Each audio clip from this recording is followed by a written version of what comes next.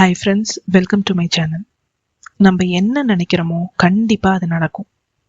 நான் ஒரு real life example சொல்கிறேன். என்னோட பர்சனல் ஸ்டோரி இது. நான் என்னோட சொந்த ஊர் சிதம்பரம் பக்கத்தில் ஒரு சின்ன கிராமம். என்னோட அப்பா டிரைவராக இருந்தாங்க, அம்மா ஹவுஸ் ஒய்ஃப். எனக்கு ஒரு தம்பி. நான் சிதம்பரத்தில் காமராஜ் மெட்ரிகுலேஷன் அப்படின்னு ஒரு ஸ்கூலில் தான் படித்தேன். எனக்கு சின்ன வயசுலேருந்தே எல்லாரும் ஆசைப்படுற மாதிரி இன்ஜினியர் ஆகணுன்றது எனக்கு ரொம்ப ஆசை. ஆனால் அப்போ என்ட்ரன்ஸ்லாம் இருக்கும். கொஞ்சம் எங்கள் அப்பாவுக்கு அதுக்கு கோச்சிங்க்கு பே பண்ணி படிக்க வைக்கிற அளவு காசு கிடையாது.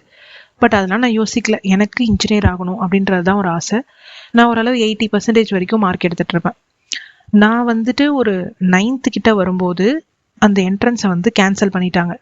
ஒன்லி உங்களோட 12th மார்க் வச்சு தான் உங்களுக்கு காலேஜ்னு சொன்னாங்க. நான் அதனால நல்லா படிக்கணும், எப்படியாவது இன்ஜினியர் ஆகிடணும் அப்படின்னு சொல்லிட்டு ஓரளவுக்கு நான் படித்தேன். 12th அப்போ எங்களுக்கு 1200 மார்க்கு, அதுக்கு 1081 எடுத்தேன். என்னோட maths, physics, chemistry cut off மட்டும் 190.25 வந்துச்சு. ஸோ எனக்கு ரொம்ப ஹாப்பியாக இருந்தேன். ஓகே, நம்ம எப்படியாவது இன்ஜினியரிங் படிச்சிடலாம் அப்படின்னு.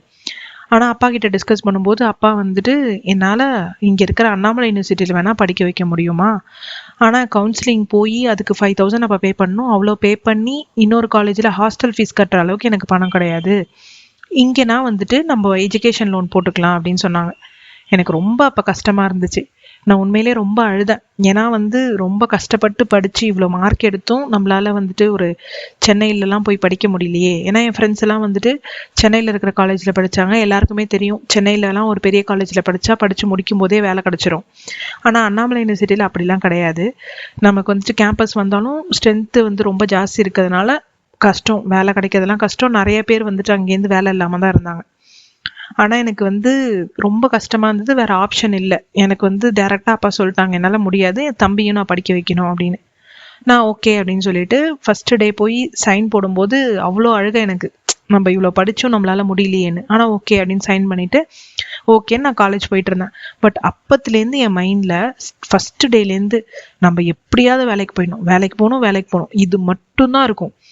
எல்லாமே நான் என்ஜாய் பண்ணுவேன், எல்லாம் பண்ணுவேன் காலேஜில். ஆனால் மைண்டில் அந்த மார்க்குன்னு வரும்போது கண்டிப்பாக நம்ம வேலைக்கு போயிடணும். எக்ஸாம் படிக்கும் போதெல்லாம் இதில் நம்ம டிஸ்டிங்ஷன் எடுக்கணும்.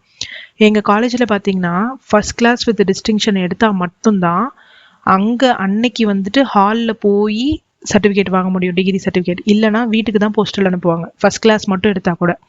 ஃபஸ்ட் கிளாஸ் வித் டிஸ்டிங்ஷன் எடுக்கணும்னா எல்லா செமஸ்டர்லேயும் 80% மேலே இருக்கணும், ஒரு அரியர் கூட இருக்கக்கூடாது. ஸோ என்னோட மைண்டு ஃபுல்லாக வேலைக்கு போகணும், இது மட்டும்தான் இருக்கும். நான் ஃபைனல் இயர் முடித்ததுக்கப்புறம் ஒரு 2 months வீட்டில் என்ன பண்ணுறது, ஏன்னா நமக்கு தெரியாது இல்லையா. நான் படித்தது ட்ரிபிள் இ. அப்போ என்னோட அக்காவோட ஹஸ்பண்ட் தான் சொன்னாங்க, டிசைன் கோர்ஸ் எடுத்து படி. ஏன்னா ட்ரிபிள் இயில் ஆட்டோகேட் படிச்சின்னா டிசைன் ரிலேட்டடாக ஏதாவது கிடைக்கும் அப்படின்னு சொன்னாங்க. அதுக்கப்புறம் நான் கேட் படிச்சுட்டு இருந்தேன். எனக்கு அக்டோபர் கான்வெகேஷன் நடந்துச்சு. என்னோட மைண்ட் அப்பயுமே வேலைக்கு போயிடணும் இதே தான் இருந்துச்சு. அக்டோபர் 6th என்னோட கான்வெகேஷன். அக்டோபர் 5th நான் இன்டர்வியூ அட்டன் பண்ணி செலக்ட் ஆகிட்டேன். ஸோ நான் டிகிரி சர்டிஃபிகேட் என் கையில் வாங்கும்போது எனக்கு வேலை ஓகே கன்ஃபார்ம் ஆயிடுச்சு. அக்டோபர் 10th நான் ஜாயின் பண்ணணும்னு இருந்துச்சு. நான் ஏன் இதை சொல்கிறேன்னா, நான் பெருமையாக எதுவும் சொல்லிக்கல. எனக்கு அப்போ லா ஆஃப் அட்ராக்ஷனோ எந்த ஒரு மெத்தட்ஸ் எதுவுமே தெரியாது. நான் அப்போ அம்மா கிட்ட சொல்லுவேன், எங்கள் அம்மா சொல்கிறது எல்லாமே பிள்ளையாரை வேண்டிக்கோமா அப்படின்வாங்க. ஸோ பிள்ளையாரை மட்டும் நான் எப்பயுமே வேண்டுவேன். மற்றபடி நான் வேலைக்கு போகணும்னு கிட்டத்தட்ட நான் இன்ஜினியரிங் சேர்த்து முடிக்கிற அந்த 4 yearsம் அதை மட்டும்தான் மைண்டில் வச்சேன். திருப்பி நான் வேலைக்கு போகணும் இமேஜின் பண்ணுவேன், வேலைக்கு போகிற மாதிரியே. அதுக்கப்புறம் ஒவ்வொரு எக்ஸாம் எழுதும் போதும் நம்ம ஃபஸ்ட் கிளாஸ் டிஸ்டிங்ஷன் வாங்கணும்னு சொல்லி என்னோட மார்க்கும் நான் 8.43 CGPA எடுத்தேன், ஃபஸ்ட் கிளாஸ் வித் டிஸ்டிங்ஷனு. இது எல்லாமே நான் ஏன் சொல்கிறேன்னா, நான் அதை ஃபிக்ஸ் பண்ணிட்டேன், இதுதான் நம்ம பண்ணணும். அதை நோக்கி மட்டும்தான் என் மைண்ட் இருந்துச்சு. நான் என்னால் சென்னை போக முடியலையே, படிக்க முடியலையே அப்படின்னு நினச்சிட்டு அழுதுகிட்டே இல்லை அப்பா கிட்ட கோச்சிட்டு இருந்தா எதுவுமே பண்ண முடியாது. ஏன்னா என்னோட ஃபேமிலி சுச்சுவேஷன் அவ்வளோதான். இதுவே ரொம்ப பெரிய விஷயம் எங்கள் அப்பா பண்ணது. நான் என்ன இந்த வீடியோவில் சொல்ல வரேன்னா, உங்களோட ஆசை எது வேணா இருக்கலாம், இது கூட சொல்ல முடியாது, எது வேணா இருக்கலாம். அதுக்காக ஏதாவது ஒரு விஷயம் அதுக்கு உங்களுக்கு செட் ஆகலைன்னா அதை வச்சுட்டே மைண்டில் வச்சுட்டே நீங்கள் பண்ணுற அந்த ப்ராக்ரஸை ஸ்டாப் பண்ணிடாதீங்க. சுற்றி எது வேணாலும் நடக்கட்டும், உங்களோட கோல்ல நீங்க ஃபோக்கஸ்டா இருங்க. எது வேணா நடக்கட்டும். இந்த 4 இயர்ஸ்ல வந்துட்டு நான் உண்மையிலே நான் மைண்ட்ல நினைச்சது அதுதான். என்னோட கிளாஸ்ல மட்டும் 120 மெம்பர்ஸ் இருந்தாங்க. உங்களுக்கே தெரியும் அண்ணாமலை யூனிவர்சிட்டியில் எவ்வளோ பேர் இருப்பாங்க. எங்களுக்கு வந்துட்டு 5 யூனிட்ல ஒரு 2 யூனிட் தான் சொல்லி கொடுப்பாங்க. நாங்களே தான் எல்லாம் படிச்சுக்கணும், நாங்களே தான் மெட்டீரியல் எடுத்துக்கணும். ரொம்ப கஷ்டமா இருக்கும்.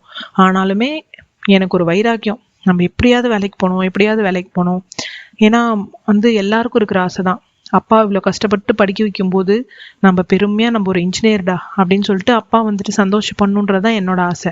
அதே மாதிரி அவங்க சின்ன வயசுலேருந்து அவங்க ஃபினான்ஷியலாக கஷ்டப்படுறத பார்க்குறப்போ நம்ம வேலைக்கு போய் அவங்களுக்கு சப்போர்ட் பண்ணணும் அப்படின்ற ஒரு ஆசை. அதனால நான் வந்து இந்த வீடியோ இந்த ஆடியோ கேட்குற எல்லாருக்கும் சொல்ல வேண்டிய ஒரே ஒரு விஷயம், உங்களோட கோல் எதுவாக இருந்தாலும் அதை ஃபோக்கஸ்டாக ஹார்ட் ஒர்க் பண்ணி அச்சீவ் பண்ணணுன்றதை மட்டும் மைண்டில் வைங்க. சுற்றி எது நடந்தாலும் நீங்கள் கண்டுக்காதீங்க. கண்டிப்பாக உங்களோட கோலை நீங்கள் அச்சீவ் பண்ணுவீங்க. உங்களோட கோல் எதுவாக இருந்தாலும் கண்டிப்பாக அது நடக்கும். All the best. இது வரைக்கும் நீங்கள் இந்த வீடியோ பார்த்துட்டு இருந்தீங்கன்னா, உங்களுக்கு இந்த கண்டென்ட் பிடிச்சிருந்ததுன்னா மறக்காமல் என் சேனலை சப்ஸ்கிரைப் பண்ணுங்கள். இந்த வீடியோ யாருக்காவது யூஸ்ஃபுல்லாக இருக்கும்னா ஷேர் பண்ணுங்கள். தேங்க்ஸ் ஃபார் வாட்சிங்.